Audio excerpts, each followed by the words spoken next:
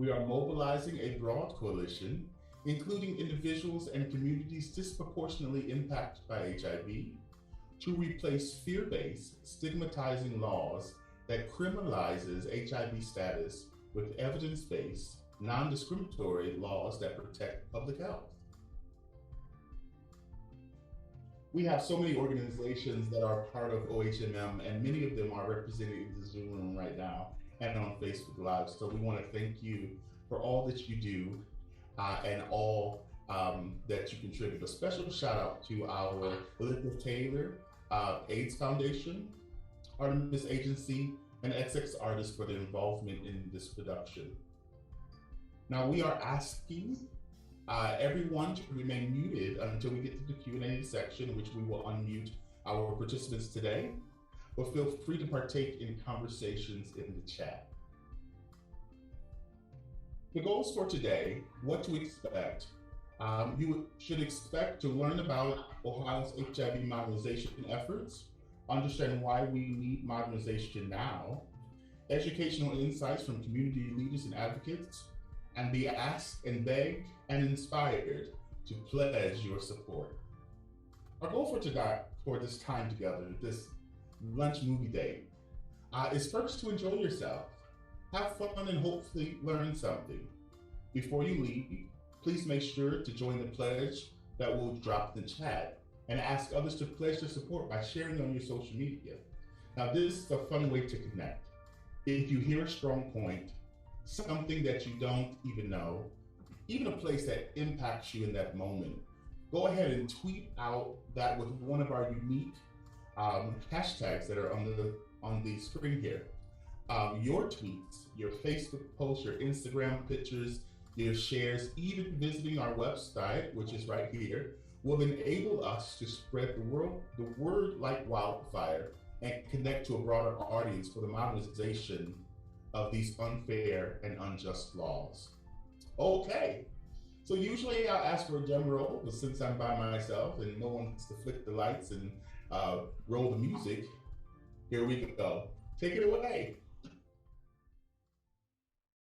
Hi there, my name is John Eklund. I'm a lawyer in Cleveland, Ohio. For almost 10 years, I served as an Ohio State Senator representing the 18th Senate District. Pass whatever laws you want, but we should be more seriously engaged in an exercise that I call critical self-evaluation. If a law is passed intending to have certain consequences, we need to examine what the effect on those consequences is. Enhanced penalties, further criminalization for behaviors among those who are infected with the HIV or who have AIDS actually can serve as a deterrent to these folks seeking treatment, or actually, never mind treatment, seeking a diagnosis. Now, that's a very, very bad situation. Human knowledge, human understanding of circumstances expands over the course of time. When these laws about enhancing penalties for crimes committed by people with HIV or AIDS were enacted, we knew considerably less about the disease and the condition than we know now. The analogies are not unlike the coronavirus and COVID-19 in 2020 and 2021. And this thing started spreading. Nobody knew where. Everybody thought it was, there were projections about how deadly it was going to be. There were projections about how easily it was transmitted and what could we do to prevent it. When those circumstances change and the scope and the range of human knowledge change, I think it's contingent upon us as a society to change our laws to reflect most current knowledge and understanding of what impelled the passage of the bill in the first place. But we should be very, very careful about singling out for special treatment good special treatment or bad special treatment elements of our citizenry who are different for some reason. And I think it's obliging upon us as citizens, and it certainly was for me as a state senator, to see to it that we do justice for as many people as we can, and in an enlightened way as we possibly can. I think it makes us all better. I think it makes our society better, and it's a critical function of government.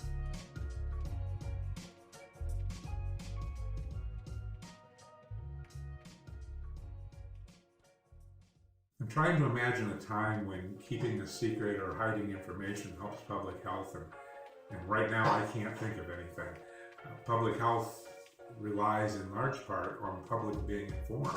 My name is Rick Hodges. I'm former director of the Ohio Department of Health. I also served in the Ohio House of Representatives. I feel like I've seen the evolution of the law as it regards to HIV notification from almost the earliest days. I think the current laws exist because back when they were first enacted, it was a very different world. AIDS was considered to be a new, deadly, and pandemic disease 30, 40 years ago. But today, things have dramatically changed since those laws were first passed. It is like a chronic disease where people can live full and happy lives. There's really no reason right now to treat AIDS any different than you would treat hepatitis or tuberculosis or any other infectious disease.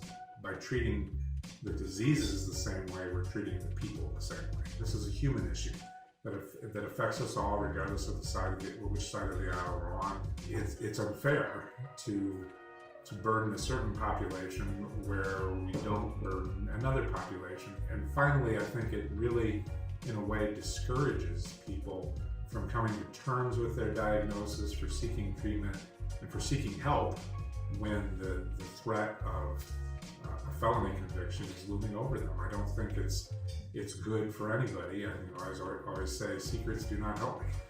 And I think we need to encourage people to be open, to seek treatment, and to live full and happy lives with their friends and families. Well, Obergefell versus Hodges, I always like to call it Obergefell and Hodges versus that other guy. I felt fairly confident that I would lose, and humanity and dignity won out. I wanted to make sure that people didn't have to wait a moment longer to enjoy the right to be married. We're all created equal. We're equal in the eyes of God and in the eyes of law, and we all need to be treated with dignity, so that no matter who you are, or who you love, or how you feel, or what your DNA is, you're special, you're important, and the laws need to reflect that.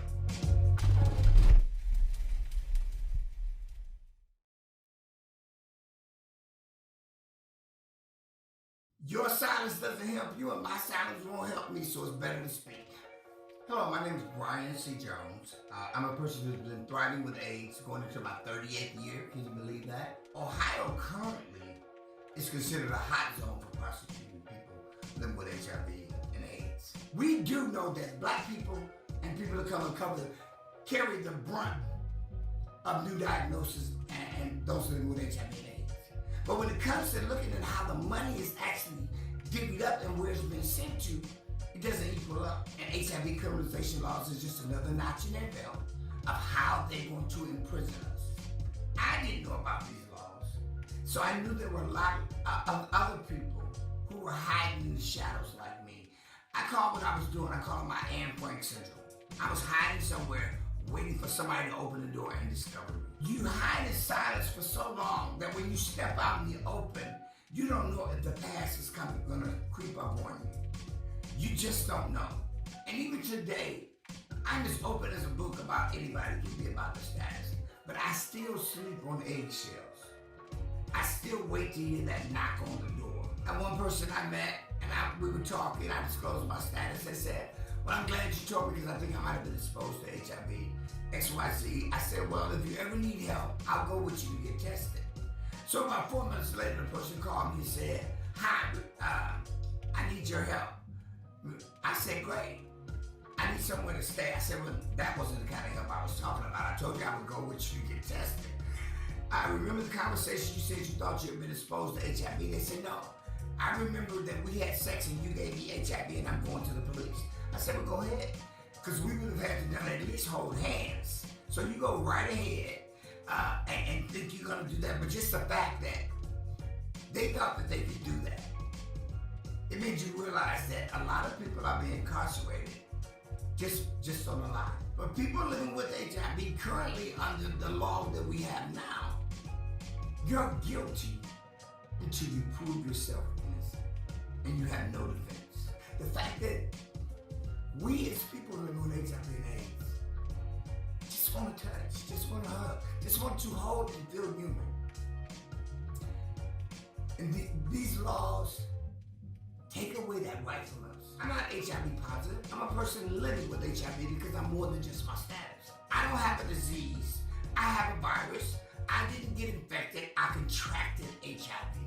We're making sure that we can't transmit HIV to other people, but we're still being prosecuted. We're still being persecuted. We're still being ostracized in a major way. I'm going to speak, and I'm going to continue to speak for people living with HIV because this is our fight, and I'm tired of asking permission to do the work that I need to do.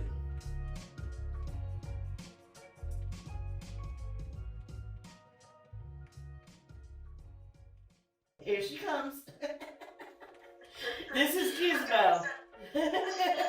Hi, my name is Olga Irwin. I'm from Youngstown, Ohio, and I am one of the founding members of Ohio's decriminalization laws. Because in Ohio, it's if you do not disclose your status and a person feels that they are at risk, they can prosecute you. If you're able to get a detectable viral load, you cannot transmit the virus. No how, no way.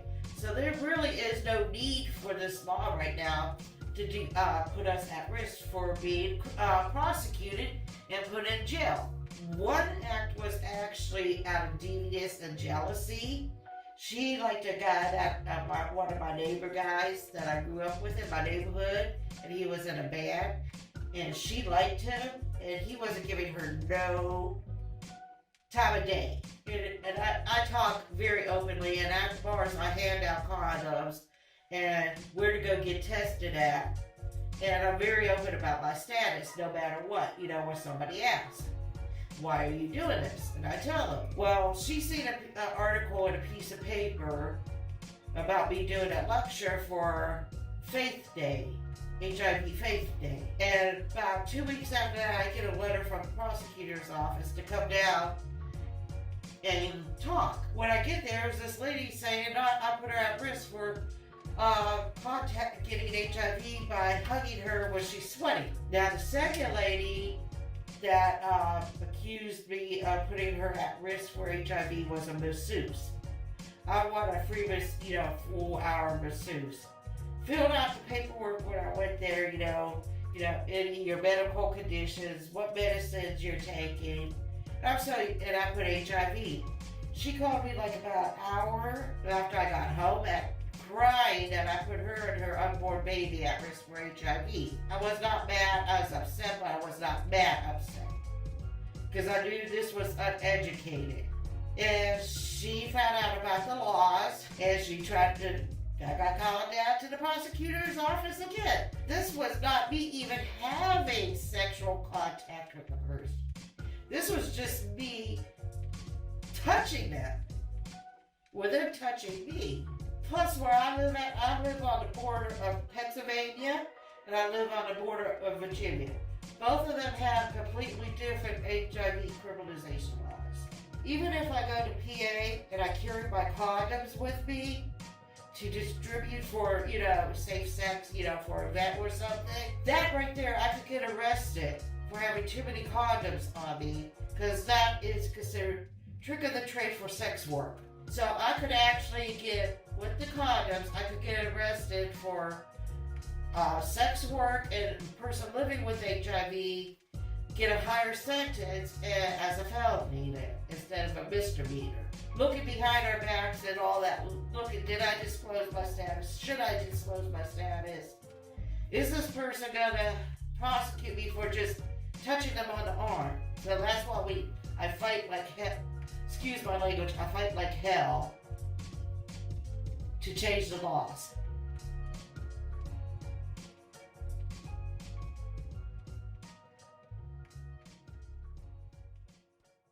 My name is Francesca Schumann. I live in Columbus, Ohio.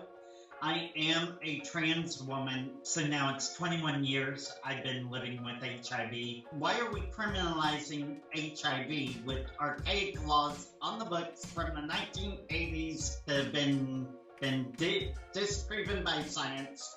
When a person has an undetectable status, which means your viral load cannot be detected, like that, you are untransmittable.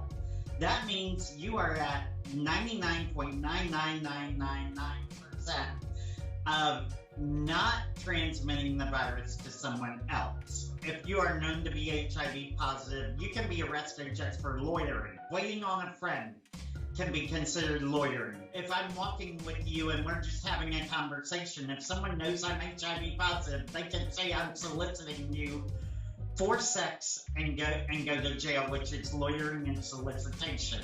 We as HIV positive people have to be in charge of proving we told our status, whether that's via a text message, an index card that is signed that we keep forever in a file.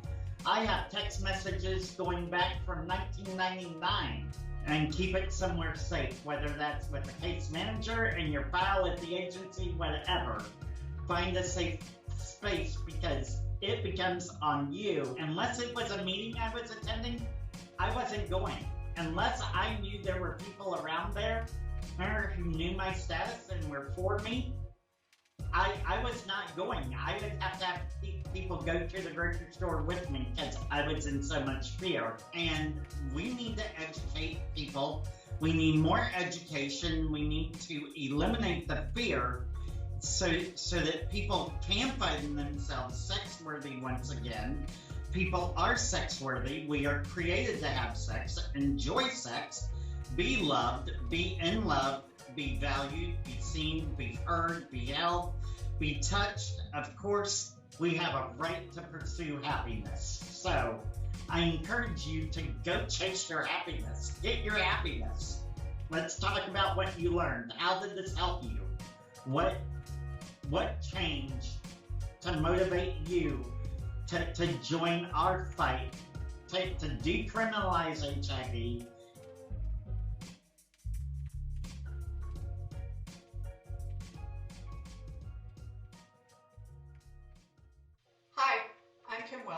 And I am the facilitator of the Ohio Health Modernization Movement. I've spent the last 3 years listening to people living with HIV talk about how they're impacted by Ohio's criminal codes. Our research shows that the majority of the cases in Ohio are actually harassment with a bodily fluid on a law enforcement officer. Did I just speak too wetly? And now you're accusing me of spitting on a police officer. Folks are being impacted by arbitrary application of these laws. So right now in Ohio, no transmission is required for people to be charged under our statutes. So we do believe that there should be actual harm and that there should be some sort of proof of intent. Did the person try to do something to prevent transmission? Are they undetectable? Were they using a condom? Were they engaging in activity that doesn't have a scientific chance of passing the virus on to somebody else? All of those things should be allowed to be taken into consideration in a courtroom, and currently they are not. There also needs to be clarification about what it means to disclose. How do you prove you disclosed? If you told somebody, how do you prove that? Would modernizing the criminal code in Ohio solve all those problems? No, but it will go a long way to helping people who are living with HIV get in care, stay in care, reduce stigma, and allow them to enjoy life. For those of you who are incarcerated in Ohio under these laws, we haven't forgotten you. We're out here trying to figure out, can we help you? Can we help somebody else from avoiding what has happened to you? But that we have not forgotten you. You are remembered, you are cared for, you are loved. Stay strong.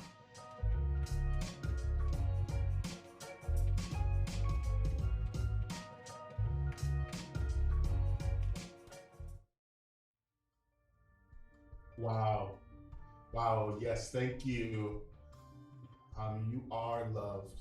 You are remembered. You are cared for. I hope that you have gotten something out of this like I have. I got some notes down here. Really quick, if you want to jump on your social media and hashtag any of these comments that you hear, and while you're doing that, we'll give you a moment to get ready for our next part of this presentation. But a couple of things that came up for me. This is a human issue, right? The Anne Frank syndrome, the past creeping up on you. These laws are from 1980. Let's put this in context. I was born in 83. I'm nearing 40 years old, y'all. This 1980. Question, how many of y'all have text messages from 1999? These are things that we have to do, right? We have to do these things because we're trying to live. We are guilty until proven innocent. I just want to be touched. I just want a hug. I'm sex worthy. Chase your happiness. These are the comments that are happening here. And I want to pull these out a little more if we have. We got a little time here. And I want to introduce you to the participants of this video, and also some more participants that will be creating videos in this near future. And you also can create videos. If you want to create a video like this, please reach out to Kim Welter at kim@ohmodernizenow.org, or go on our website, which the link will be in the chat, and we will set you up to have a video similarly to this. Well, let's start here. Mr. Brian Jones, I'm gonna put you on the spot, right? So 38 years. So as long as I've been alive, you have been living with something that people have criminalized. Talk to me a little bit about why you think this issue is so important for us to talk about here in Ohio. I think it's so important because it's compounded by me being a black man. Because I'm black before I'm LGBTQ, I'm black before I'm a person living with HIV. So it compounds the challenges that I have to go through. Being black first, being a person who is same gender loving, and also a person living with HIV. And the Denver principal said back in 1983 that we are only occasionally a patient, a term which implies passivity and dependent upon the care of others. And we condemn attempts to be labeled a victim, a term which implies defeat. We're people living with AIDS. These laws impact everything that makes us human. These laws take away everything that makes us human. That we can't exist and we can't deal with our emotional side because of these laws. We're being ostracized, like I said in the video, and it's important for people to know that we have a virus that we can do nothing about. We're doing our part by taking our medication, which means that we can't transmit it to our sexual partners. So we have a right to a healthy sex life like everyone else. And we're just human people, and we're being criminalized, ostracized, and made to feel that we are not human and we don't deserve to be loved or touched. So. Wow. We are human and we deserve to be loved and touched. I love that. Oh, I want to jump to you here, right? Because you were attacked for just getting a massage. You were attacked for just giving out hugs, just trying to love on people. How does this affect you with you just wanting to be loved, you just wanting to be touched, and you want to touch others? Talk a little bit about what this criminalization of these laws do for you. They make me like second guess everything I do, and very traumatized because I don't know when I could even actually, even if somebody could touch me, and how it's going to backfire. I disclose my status like all the time as soon as I get a person's name, you know how you introduce yourself, hi, I'm Olga. I introduce myself, hi, I'm Olga, I'm HIV positive, to protect myself. And I shouldn't have to do that after all this, but I am so afraid of meeting somebody without doing that everything's going to backfire on me, even 10 years, 12 years down the line with these laws. So it's like almost, I can't even make new friends without having like to think about how they're going to turn my status against me. And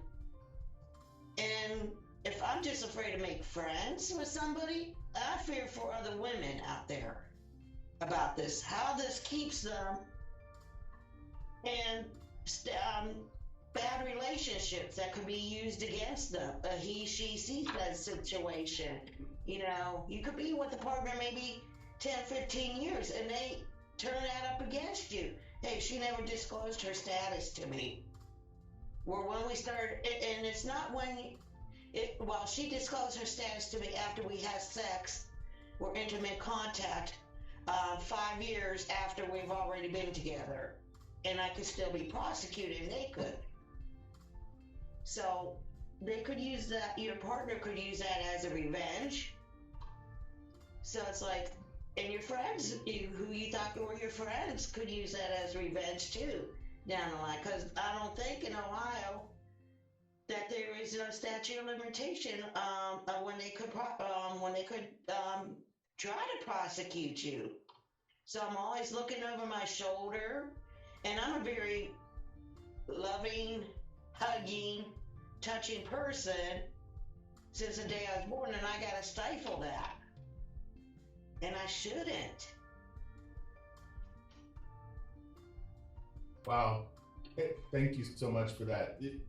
It puts for me, to bring this into context for me as a cis presenting person, it puts me in mind about driving while Black, where just your presence is criminalized, and just because you are wanting to navigate as a human, now you have to be extra careful about your interactions just because someone can turn it against you. And then, as Brian said, you're guilty until proven innocent. Because if you don't have those text messages, how can you prove it? Francesca, talk to me about all of these levels of protection that you have been having to navigate for 21 years and how you have incorporated it into your life. Okay, well, let's talk about being trans. First of all, in the cisgender world, identifying as a heterosexual woman, that is not even talked about whenever we talk about marketing campaigns. We don't even talk about our heterosexual women. We don't even talk about our trans amorous men or men attracted to trans people. And I can tell you personally, there's a reason why my screen is blurred, because I have gone in search of things rather than people giving me satisfaction. That's part of it. These laws produce long-term agoraphobia. I was afraid to leave my house. I still am, because of being trans. And I can remember days, and I tell people this,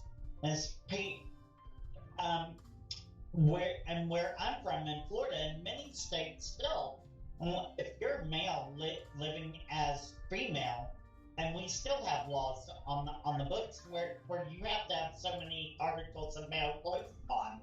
So if you're perceived as trans while walking, if you're even walking, talking, I mean, I'm like Olga. I am always looking to see who says, is she trans? I'm always looking who is gonna clock me, for lack of better terms.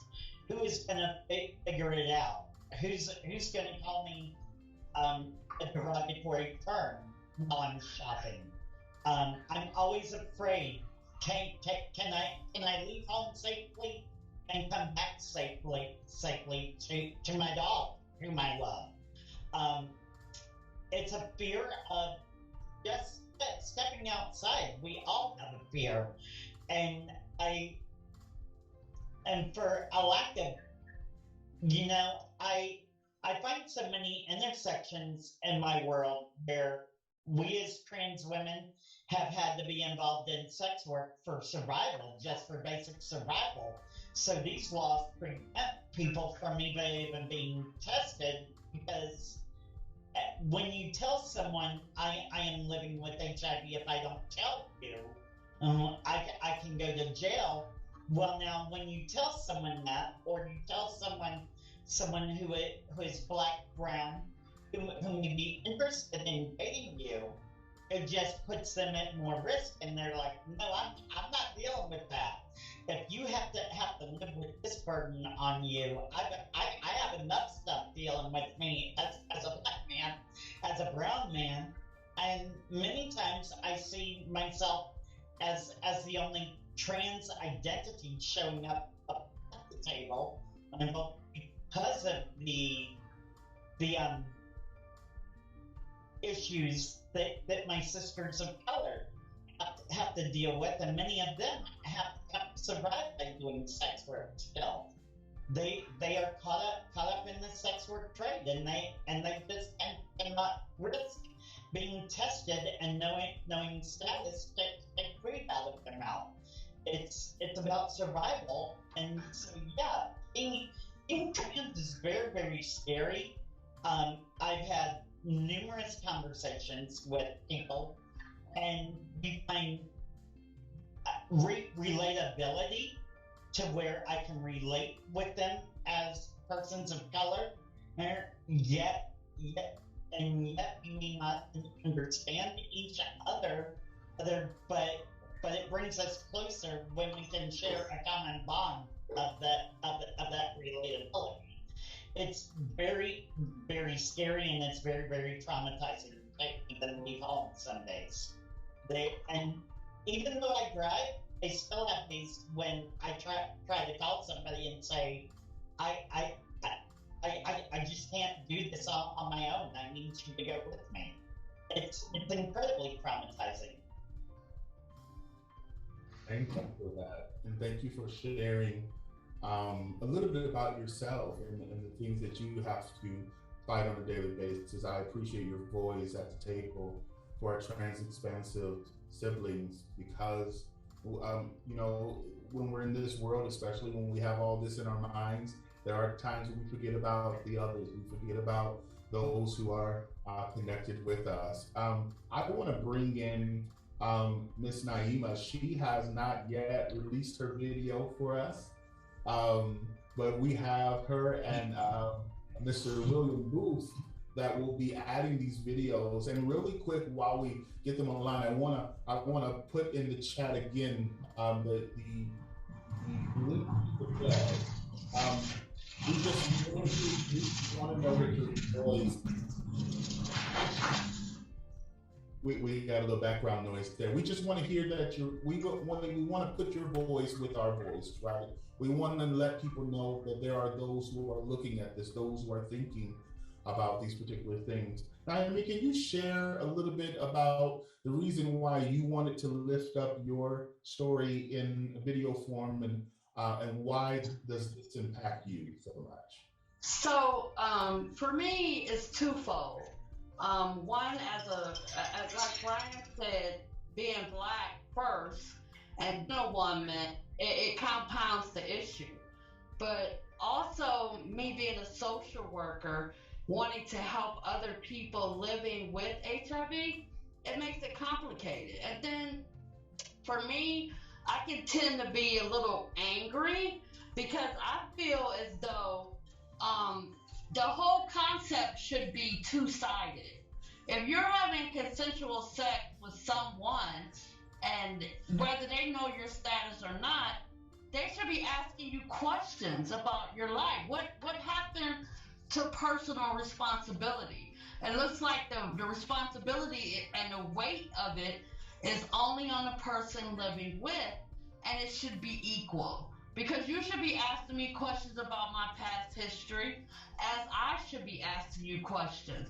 And I think that because in our society, we put the weight on people living with, people who don't know their status won't get tested because they don't have to be burdened by knowing their status, because if they become positive, then they're burdened. But if they don't know their status, they can keep their same behavior, do exactly what they want to do, and put blinders on because they know that they can't be prosecuted until they get that test. So we're doing our community a disservice with these laws, and that's the reason why I want to share my video, because I have a different perspective. I'm gonna tell you like this: I'm picky, I'm selective, and if you can't step up to the plate to handle me, I don't worry about handling you. So that's the way I look at it.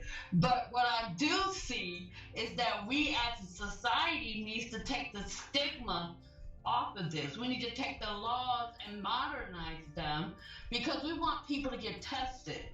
Until we know what side of the fence you're on, we're never going to get a handle on this illness, because more people who don't know their status are sharing their virus that they don't know that they have than people living with. And we don't talk about that. We don't talk about the fact that if you don't know your status and you keep your same behavior, you're sharing your virus because you're not getting medication, you're not getting it in the care. So that means that you have active virus in your body that you're sharing. And so I feel strongly about that. I could talk for days, but as a black woman, I have to step up and represent other black women that can't share, because I don't mind sharing, because you have to deal with me. I shouldn't have to worry about dealing with you. And so if we are two adults, we're going to behave like two adults. And so I don't walk in, I try not to walk in fear, because the person that made me didn't want me to walk in fear. He wanted me to walk in what I needed to do, walk in my purpose, and that's what I'm doing by sharing and creating a video to explain why these laws are ridiculous and need to be changed. All right, Miss Naomi, you gotta keep that energy. Yes, Black Girl Magic, I love it. I'm gonna, Mr. Booth, I'm gonna jump to Judge Eklund really quick, because he said something in this video that really touches on this, and it's that I like to call it that promoting adolescent behavior, where we do not have to be responsible for our sexual lives. We can blame someone else for our inability to check up on who we are laying with or being with to make sure that we are protected. How would you speak to your fellow legislators about how we can change this narrative so that we can get more comprehensive care, even for those who are afraid to ask for it? Well, first of all, if I may, thank you so much for allowing me to be with you today. Director Hodges, great to see you. It's been a while, but I trust you're well. And Kim, thank you for all the hard work that you're doing and for engaging with the legislature and everybody else. You're doing a great job. How do you change the narrative among legislators or in society so that the legislators can react to what society wants rather than leading, God forbid? I also want to say that I hope you all understand that however meaningful your efforts are, and however much I have tried and continue to try to be helpful, I don't pretend to be able to understand what you all are experiencing, or what you're all dealing with or not dealing with, right? And I don't pretend to say otherwise, and I hope I don't give anybody that impression. But I look at it from a standpoint of policy making. I look at it from a standpoint of humanity, broadly written, right? And what our laws should and shouldn't be doing. And the question is a good one.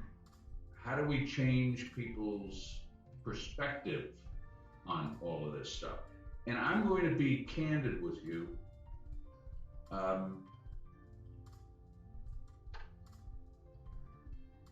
And you may, and I don't mean to be derogatory to anybody, but the one thing that society and the legislature responds to is the fiscal impact of what we're doing, of what society is doing, and what the legislature is doing, right? It is foremost in a lot of people's minds. And it seems to me that the point that Naima, am I pronouncing that right?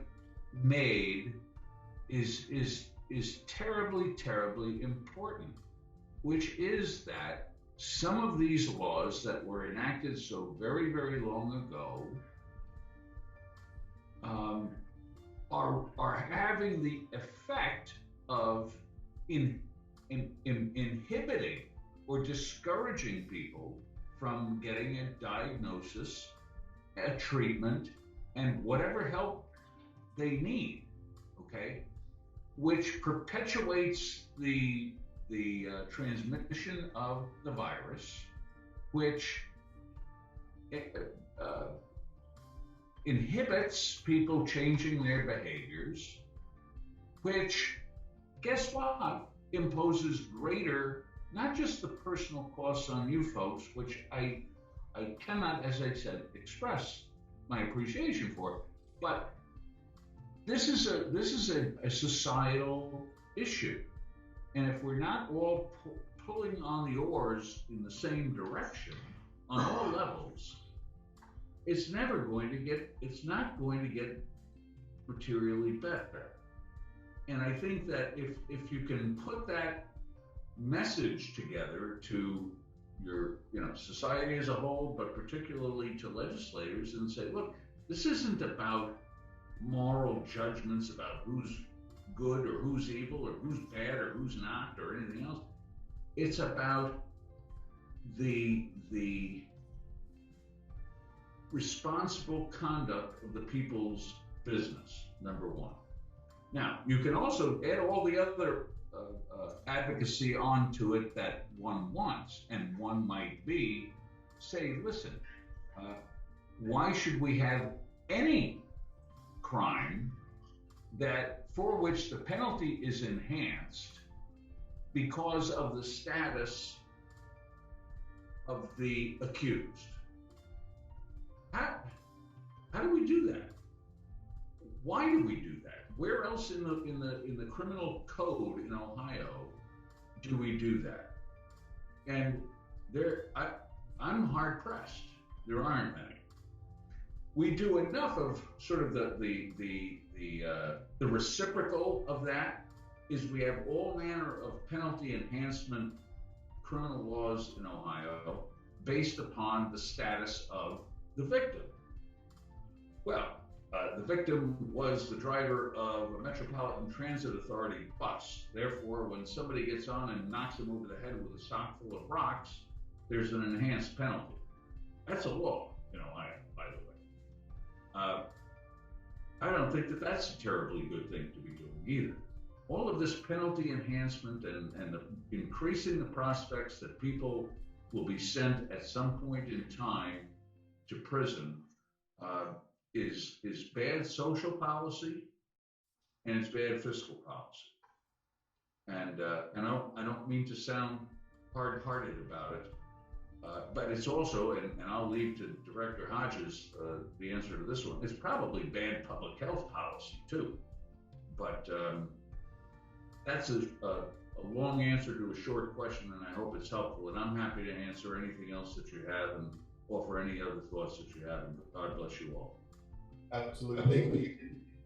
Thank you again, Judge. I do appreciate it. If you do have questions for any of the participants today, please drop those questions in the chat and we will get those questions read. I do want to bring up Mr. Booth. I'm going to let him close it out. And Director Hodges, I'm going to ask you a question next. You can be thinking on it, exactly what Judge Eklund was talking about, which is how do we talk to our health folks, our public health folks, and get this resolved. But really quick, if you can jump on your phones, on your interwebs or whatever you're on, and go to ohmodernizenow.org. I'm in campaign, and do our pledge. We really would appreciate it. But Director Hodges, what do we do now that we are learning this information, that we hear in my hearing, I heard Judge Eklund say money talks, especially with our legislators. How do we bring this conversation to get support from our public health officials? Well, I think one thing that is that, you know, the improvement in rights for the LGBTQ community, which is most commonly associated with HIV/AIDS, although certainly not exclusively, it has been dramatic over the last 40 years. Not as fast as it should be, not as fast as it could be, but thank God we are where we were. And especially compared to other marginalized groups. And I think that's because, in part, for a lot of reasons, but in part because folks with HIV are not the other anymore. They're my brother, or not my particular brother, but they're my relatives or my friends, or, you know, people I encounter every day. And I think that has created an openness to discussing these issues and the human impact on people that they know. Now, I'm very sensitive to folks who are either, you know, if they're trans or Black, that compounds the problem and creates that other status for some folks. But so I think there's an opening in the conversation, and I think from a public health point of view, secrets are never good. Get treated, get diagnosed, get treated. That's the way we control the spread of infectious disease. And we know, as I think Mr. Jones pointed out, I think that was earlier, that HIV/AIDS are growing fastest among the Black and Latino men who have sex with men communities. We have to get the information out and eliminate the stigma, so that those folks they do realize that with treatment, you are not infectious.